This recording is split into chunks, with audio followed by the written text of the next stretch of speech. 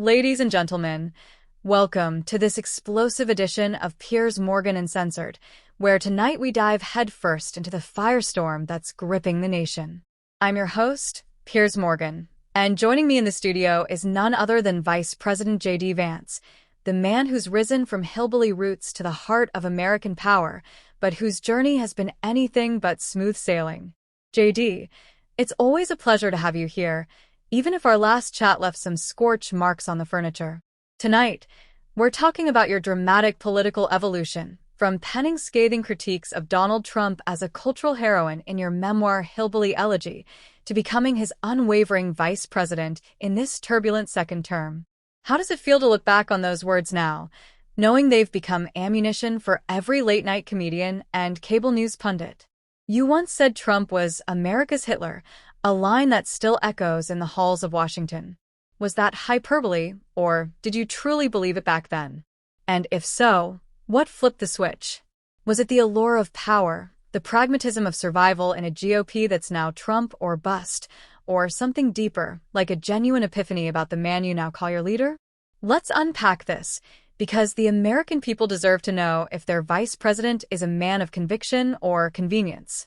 JD, take it away, defend your transformation, or explain why it's not one at all. I've got all night, and so do our millions of viewers tuning in from coast to coast. This isn't just chit-chat, it's a reckoning with the soul of modern conservatism.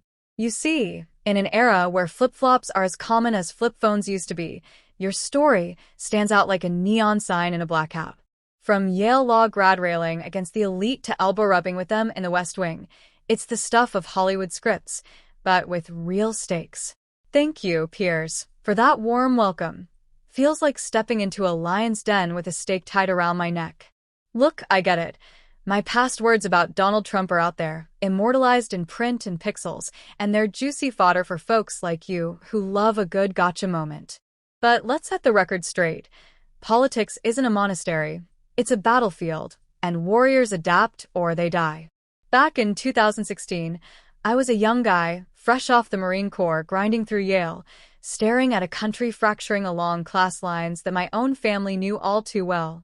Trump burst onto the scene like a Molotov cocktail, raw, unfiltered, channeling the rage of millions who'd been told to sit down and shut up by the coastal elites. Did I think he was dangerous? Sure, in the abstract, like a bull in a china shop. But as I dug deeper, traveled to Rust Belt towns echoing the hollows of my youth, I saw what he saw, a system rigged against the working stiff, ship jobs overseas on the wings of NAFTA, and endless wars that benefited everyone but the boots on the ground. By evolution? Call it enlightenment. I met the man, not the meme.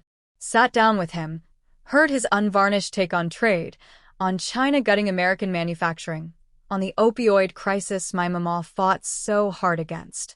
He wasn't Hitler. He was a fighter, flawed as hell, but fighting for the forgotten.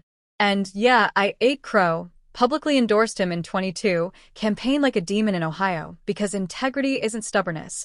It's aligning with what's right for the people you swore to serve. Oh, JD, you're spinning a yarn worthy of a Spielberg epic, hillbilly hero turned White House warrior, battling dragons of the deep state. But let's cut through the Hollywood haze and get to the grit. Isn't this just opportunism dressed in patriotic drag? You didn't just endorse Trump. You became his echo, defending the indefensible from January 6th as a legitimate protest to election denialism that eroded faith in our democracy faster than termites in a trailer park. Remember your Senate run? Vowing to be the anti-Trump conscience, only to pivot to total loyalty, faster than a Kentucky Derby horse. What gives?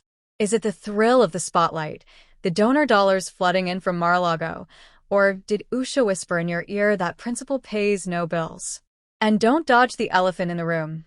Or should I say the golden escalator? Your silence on Trump's fake news witch hunts, the FCC threats against outlets like mine that dare question the narrative. As a free speech absolutist, Piers Morgan's been on the front line, canceled by the woke brigade on one side, now eyeing the populist purge on the other. You, JD, were once my ally in that fight, railing against big tech censorship in your book. Now? Crickets when Trump sues journalists or DOJ probes disloyal reporters. Hypocrite much? Let's zoom in on policy, since rhetoric's your refuge. Hillbilly elegy broke hearts with tales of addiction's toll, your mama's grit against the needle's curse. Noble. But as VP, where's the sweeping reform? Instead, we get half measures. A task force here, a photo op there, while Sackler billions buy their way out of accountability. Trump's tax cuts juiced the rich, ballooned the deficit, left the haulers high and dry.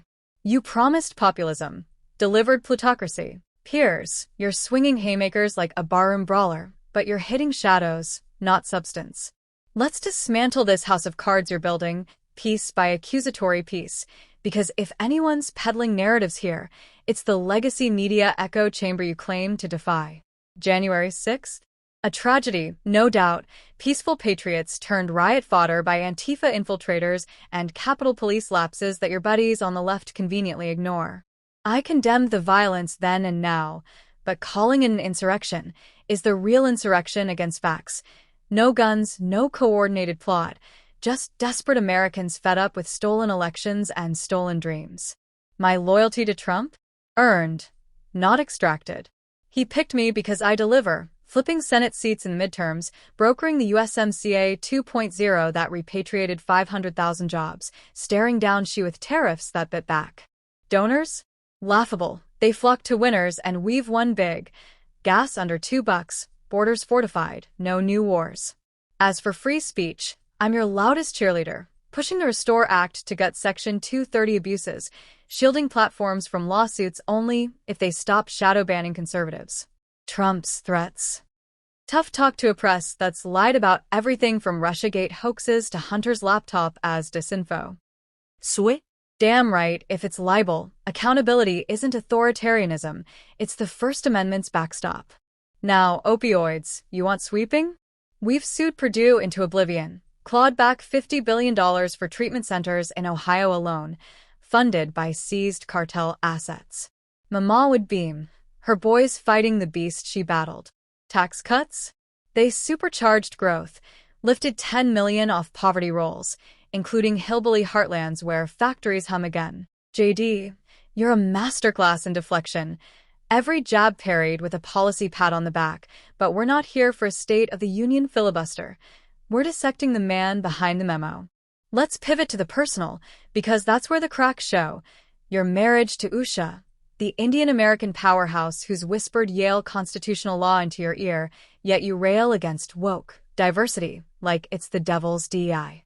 Is she the secret sauce stabilizing your flip, or the quiet force pulling you left on issues like abortion, where you've soft-pedaled Trump's national ban to states' rights, whispers that smell like strategic retreat? And family, those 3 kids in the spotlight, homeschooled havens from the indoctrination you decry, but daddy's jet-setting White House schedule leaves mama's lessons to nannies and screens. Balancing act or broken promise to the heartland hearth. Viewers, picture this. The VP who lionized single moms in his book, now outsourcing paternity to power plays. Ouch. Broader still, your America First mantra rings hollow when Trump's cronies, Thiel, Musk, bankroll your rise, turning government into a venture capital annex. Palantir's surveillance state contracts under your watch? Chilling for a guy who once feared Big Brother more than big government. And guns? Oh, the irony. Marine vet preaching Second Amendment sanctity, yet silent as church mice when Trump floats red flag expansions post-Uvalde. Ted Nugent nods from afar. But where's your roar? This clash isn't abstract. It's visceral, echoing the divide tearing families at Thanksgiving tables nationwide. You embody it. The intellectual conservative co-opted by the cult of personality, trading elegy for enmity. Defend the soul, JD, not the spreadsheet.